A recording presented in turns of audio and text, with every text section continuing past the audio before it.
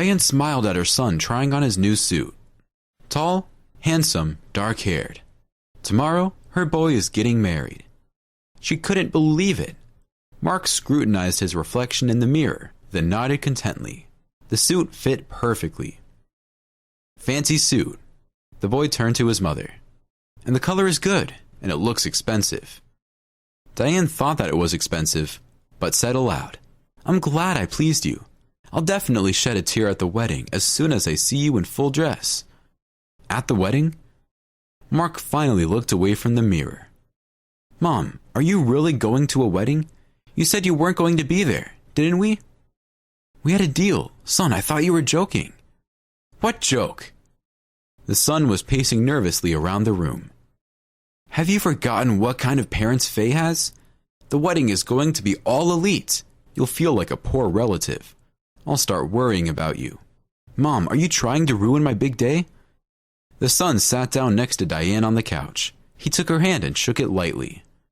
Mommy, can you imagine how pathetic you would look in front of those fancy ladies? My heart would burst from such humiliation. Faye and I will come back another day, okay? We'll have coffee or champagne. You can congratulate us. Give us a present. Diane's heart was hurt. Her own son was so ashamed of her that he was prepared to look like a homeless boy at his own wedding. Why would I look pathetic? The mother objected. I've made an appointment for my hair and manicure. I'll wear a decent dress. What decent dress? That blue old one? Mark barked, and then he paced the room again. Well, he stood in front of his mother.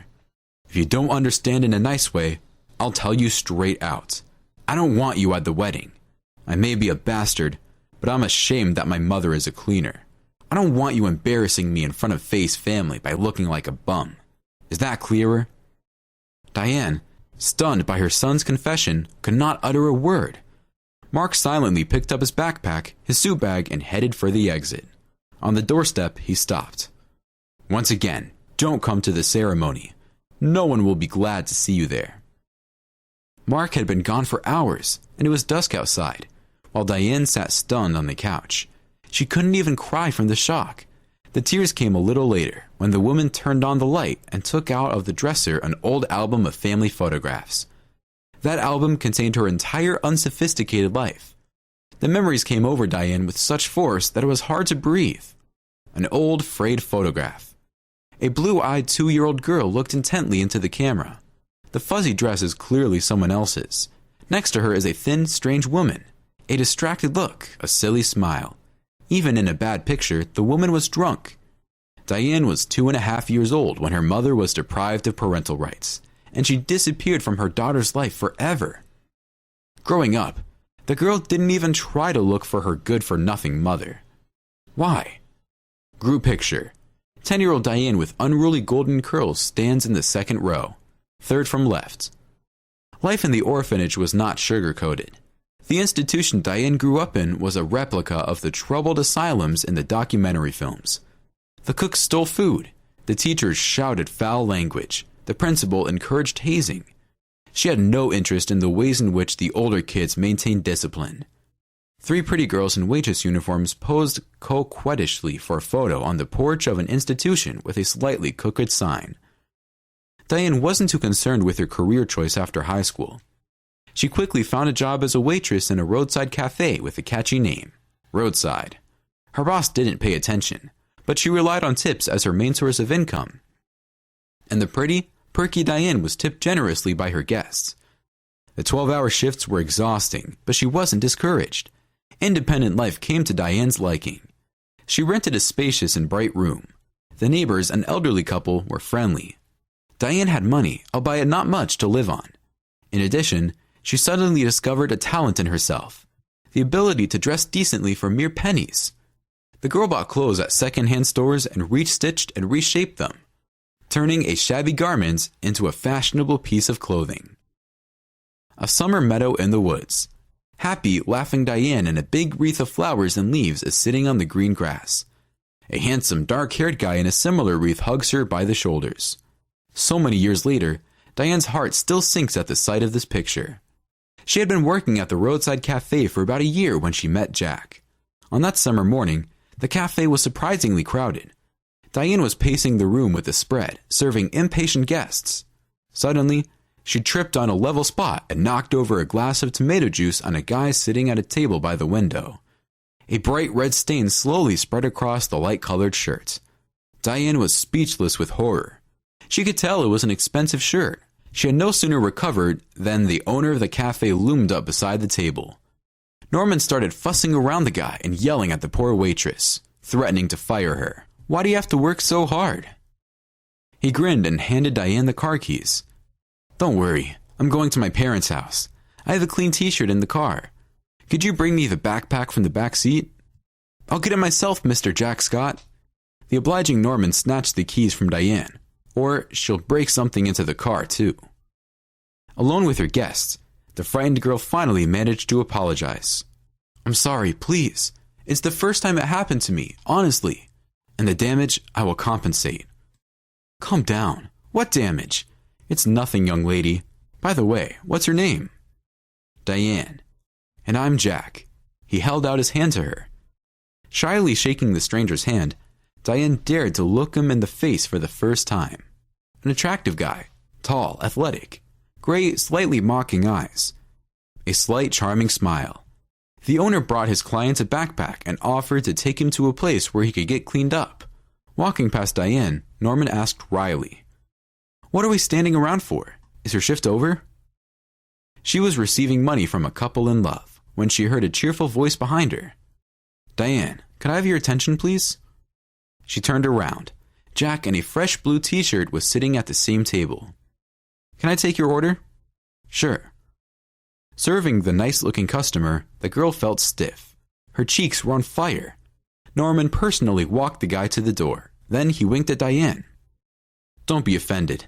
I yelled at you on purpose, or he might have made you pay for your shirt. It's more expensive than your salary." "And how do you know this guy?" "That's Jack Scott, our mayor's son. Every dog in town knows him." By evening, Diane was so tired from the hours of fuss that she had forgotten all about this morning's incidents. She only wanted to get home and fall into bed as soon as possible. It was already dark outside. There was no telling how long she would have to wait for the bus. Suddenly, a light-colored foreign car pulled up to the cafe. Diane involuntarily retreated to the porch, but after a closer look, she recognized the car. What was the mayor's son doing here, I wondered. Jack jumped out the car, took a large bouquet from the seat, and headed straight for Diane. Approaching the astonished girl closely, he put the flowers in her hands. "Have you finished your work already?" "Sorry, I didn't know what kind of bouquets you like, so I made do with banal white roses. I promise I'll only give you your favorite flowers later." "Later?" The waitress was completely confused. "Why?" "Why?" Jack laughed. "I'm courting you. By the way, it's such a lovely evening. Shall we go out?" Diane had already forgotten that she had wanted to sleep so badly. Everything that was happening now seemed like a magical dream. She suddenly realized that she was ready to go anywhere with this guy. But fortunately, she remembered her unrepresentable appearance in time. Old jeans, a plain t-shirt, and who knows what on her head. "Thank you, but I'm terribly tired. I can't today," Diane said regretfully. "Tomorrow then?" Jack didn't back down. "Tomorrow then," she responded echoingly. The next day they met, not to be parted. It was love at first sight. Jack, a student of economics, had successfully passed his summer session, and the couple began to see each other every day. In July, Jack took Diane on a vacation. They spent a magical 10 days at the seaside. Jack introduced his sweetheart to some of his college buddies. As a merry group, they often went swimming, barbecuing in the countryside. It was the brightest, most carefree, and unforgettable summer in Diane's life. She never felt such unrestrained happiness again. The lovers began to talk about marriage, but in the fall, all rosy plans for the future crashed down at once. One day, Jack's cousin saw his brother in the street in the company of a modestly dressed stranger. From that moment on, Diane's life became a living hell.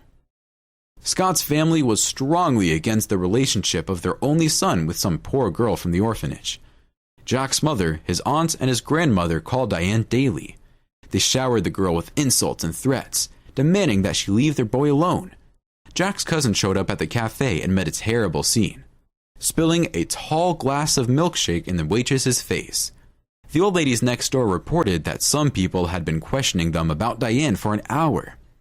Yes, there was a lady here recently.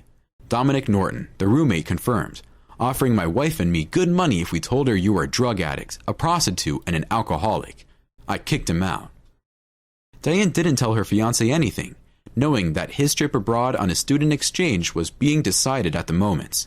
Apparently, the guy was under pressure too, because anxiety settled in his eyes. Sometimes, he stared intensely at his lover's face, but when he saw her affectionate smile, he sighed in relief. About 2 weeks before Jack's departure, the telephone rang in Diane's apartment. "It's Randolph Scott," she heard a stiff man's voice. "I am Jack's father. You must break up with my son before he leaves. You tell him you have another man. If you ignore my words, you will regret it." And without waiting for an answer, the mayor hung up. Diane was ready to give her life for Jack. Could she give up the one she so desperately loved? When her beloved flew away to another country, events began to happen with cosmic speed around the girl, which she still recalls like a bad dream. Norman, bribed by the town manager, suddenly accused the waitress of a major deficiency, and the girl was arrested.